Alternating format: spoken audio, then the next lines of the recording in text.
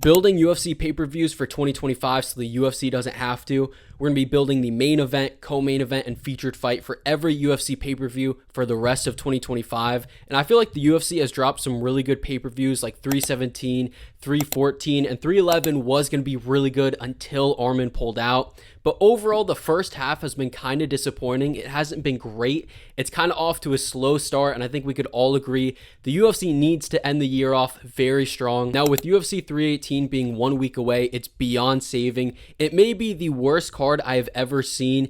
Ige versus Pitbull as the co-main event is a disgrace. The featured fight is terrible, and it's one of the worst cards of all time. Now, the UFC is taking advantage of it being Max Holloway versus Poirier in Dustin's last fight because they know we're going to watch no matter what. So we have to accept that card. It's beyond saving. It's done. Moving on to UFC 319. Now, this one is also kind of beyond saving. It's nowhere near as bad as 318, and it has a really good main event of Dricus versus Hamzat. But a lot of the fights on the main card could be fun, but they're better as prelim fights like Close versus Barboza. That should be a really fun fight, but it probably should be on the prelims. Tim Elliott versus Kaya Sakura should be fun, but again, that may be better on the prelims. But those are going to be on the main card. The card is almost complete. It has 10 to 11 fights, but it just needs a really good co-main event to tie it together. Rumor is Justin Gaethje versus Paddy Pimblett, but Pimblett, I don't think he's in training camp, and he said that it's not happening, so I don't think that that's actually going to happen. I know Dricus said that's going to be the co-main event.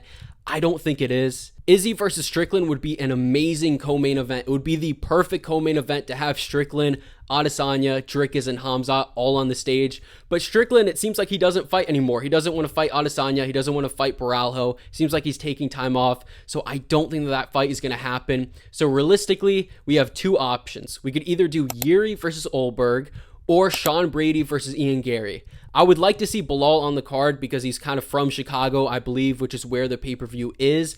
But he just had a war with JDM. I don't think he's going to be ready for the fight. And Yuri just got done studying. He's not in training camp. I don't think he's going to be ready for the fight. It seems like he doesn't want to take any more short notice fights after the Pereira rematch. And I would like to see Khalil versus Yuri, but Khalil just fought. I don't think that that's realistic. So realistically, I think it should be Sean Brady versus Ian Gary. It should be a really good title eliminator fight. It's the fight to make. They both want to fight each other. I think it's a decent co-main event, and it makes the card a solid card, not stacked, but I think good enough to pass as a pay-per-view. Now, moving on to the cards that are brand new, have no fights on it, building it from the start. Starting off with UFC 320, October 4th in Las Vegas. I think the main event, there's a lot of main events that could happen here. A lot of fighters who are champions want to fight at the end of the year. We should do Tom Aspinall versus Ciryl Gane as the main event. The reason I'm putting the heavyweights first instead of guys like Magomed versus Pereira, Evelev, Volk, those guys, is because they haven't fought in so long. There hasn't been a championship fight in that division for nearly a year, and it's pretty realistic. I know Tom Aspinall is in training camp. It looks like Ciryl Gane is in training camp too, so I think that they will make this fight. Next up is Zhang Wei Li versus Shevchenko as the co-main event. Now, for WMMA, it is kind of like a super fight. In reality, it's not really, but it's one of the biggest fights they could put in WMMA. Now, some people may say Janaroba deserves the title shot, which she does, but we can't risk losing out on this fight. Both of those champions are getting older. If we don't make it now, we'll probably never see it. Just have her wait out for the title, have her fight in like 6-7 months whenever Zhang Wei Li is ready to go again. Same with Natalia Silva, have her wait out a little bit, 6-7 months until Shevchenko is ready to go again. And I think it would make a really good co-main event.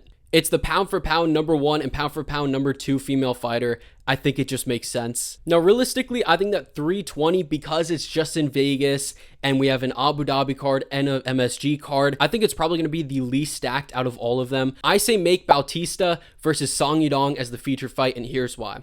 So Chito Vera is the guy that's kind of getting left out here, but I don't want to see Bautista versus Chito Vera. I think it would be a boring fight realistically.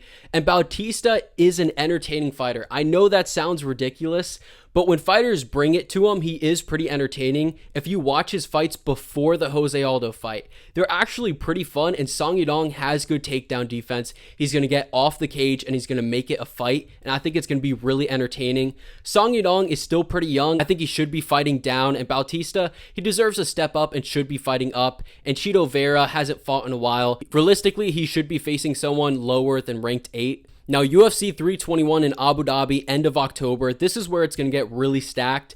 The main event is going to be Magomed versus Alex Pereira. The rematch, I'm not super excited for it because I think Magomed will win. I don't know how competitive it's going to be, but it's the fight to make. Both need a fight. They haven't fought in a while. It just has to happen. I think the co-main event should be Merab versus Corey Sandhagen. Merab, he wants to fight by the end of the year. It makes sense. Corey Sandhagen, he's ready. And it would make a really good co-main event for the Abu Dhabi card. I think it's one that they would accept. And the featured fight is going to be really good. Belal Muhammad versus Kamaru Usman. Now, in my opinion, with all due respect, Usman in no way deserves a title shot. Yes, he beat Buckley, which is impressive. But Buckley, out of all the contenders, probably is the worst one, and Usman hadn't won a fight since 2021. He needs at least one more win to get back to the title, and why not do Belal Muhammad? He needs another win. He wants to fight Usman. There's a very good build-up, and it's a Belal fight that people would actually maybe get excited for. Make the fight. They both don't like each other. Belal wants to fight in Abu Dhabi. Usman has fought in Abu Dhabi before. I think that this is the fight to make. Next up, UFC 322 in November, Madison Square Garden. Recently, they haven't been doing very good MSG cards. I feel like every year they kind of fall off, and now Abu Dhabi is kind of the new MSG. We're going to make this card. We're going to make it great, starting off with JDM versus Makhachev. Islam has said he wants to fight in November in MSG. Why not make it happen? They always make him fight in Abu Dhabi. If he wants to fight in November, in MSG, make it happen. I'm sure JDM would accept. He's coming off of a war against Belal Muhammad. It would be a great main event for MSG. They have to fight by the end of the year. Why not make it in November? It's realistic. Now, the co-main event, I don't know how realistic this is. I think that they should do Volk versus Evelev, and here's why. One, it kind of goes with the same thing, Australia versus Russia, so they kind of have that theme.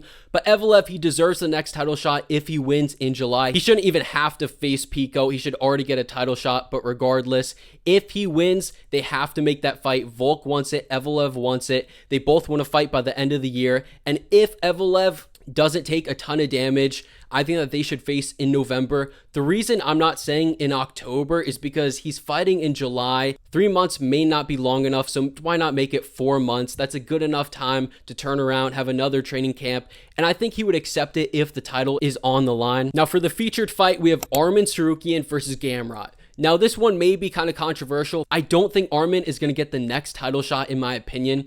And if he has to face one more guy before he gets a title shot, he just needs one more win, it should be against Gamrot. He lost the first fight, but I think it was a robbery. I think most people who watch the fight think that he won, and it was a really fun fight. Don't make him versus Dan Hooker, because that's not going to be entertaining. He's just going to out-wrestle him for 3 rounds. This is actually going to be an entertaining fight. Usually when it's grappler versus grappler, it's a pretty good fight, similar to Sterling versus Evelev. I think if Arman has to face someone else one more time, Gamrot is coming off of a pretty impressive win. Just make this fight. I think it's also a very winnable fight for Arman, and I do want to see him challenge for the title eventually. I think he's very talented, and while maybe he deserves it the most out of Justin and Paddy Pimblett, realistically, I think they're going to make him fight one more time. Why not make it be Gamrot, and why not make it in MSG? Lastly, we have UFC 323 in Las Vegas in December, the last pay-per-view to close out the year. Last year's December pay-per-view wasn't great. It was supposed to be Shavkat versus Belal. I believe Belal pulled out. We got Shavkat, Ian Gary, Pantoja, Kaya Sakura. It was an okay pay-per-view, but nothing special. This one is going to be stacked. We're going to do Ilia Topuria versus Paddy Pimblett. It's a super fight, and usually I'm the guy that I always like a fighter to get a title fight based off of merit. This is one of the rare occasions where I actually want the guy who doesn't really deserve it to fight for the title. The reason is because Arman doesn't deserve it that much more because of the last minute pullout that really did almost ruin an entire main event. Luckily, the card was already stacked, so it didn't have that much effect. We already had Merab versus Umar, Yuri versus Hill, and I just don't want to miss out on this super fight. I'm tired of the UFC missing out on the big fights, and they never do title fights anymore based off of merit. Cheeto Vera versus Sean O'Malley, Colby versus Leon, Stipe versus Jones. They always do it when it's not even a super fight. There's no reason to do it. And the one time a super fight is on the line, it wouldn't shock me at all if the UFC all of a sudden has morals and they want to make the right fight to make with Arman versus Ilia. just make the Paddy fight. It's a massive fight. Pimlet is destined to lose to him. I don't think Pimlet is going to beat Ilya. Stop protecting him. Just make the fight. Arman versus Gamrot, also, it's also a pretty entertaining fight. To be honest, I feel like Arman versus Gamrot would be a more entertaining fight to watch than Ilya versus Arman. And I know Ilya, it's like the title, it's going to be more hyped. But Arman versus Gamrot is going to be super exciting, just like the first fight. Now, the co-main event, what is it going to be? Pantoja versus Joshua Van. They both fought on the same card as Ilya before. The timeline makes sense. They both want to fight probably by the end of the year. Pantoja is pretty active. Van is super active. Make this fight end of the year would be a fantastic co-main event. I think we could all agree on that. And the featured fight should be Dan Hooker versus Fiziev. I don't want to see Hooker versus Arman again. It wouldn't be entertaining. Just do Hooker versus Fiziev. Making that matchup and then Arman versus Gamrot guarantees 2 fun fights compared to Fiziev versus Gamrot, the rematch, which may be, decently exciting. And then Arman versus Dan Hooker. Just make Fiziev versus Dan Hooker. I think Hooker broke his arm, so he needs a lot of time to recover. Fiziev has been in 2 kind of wars this year. He's been super active. Get him 3 fights this year. I think that that's the featured fight to make. Let me know which fight you disagree with. And yeah, that is it for me.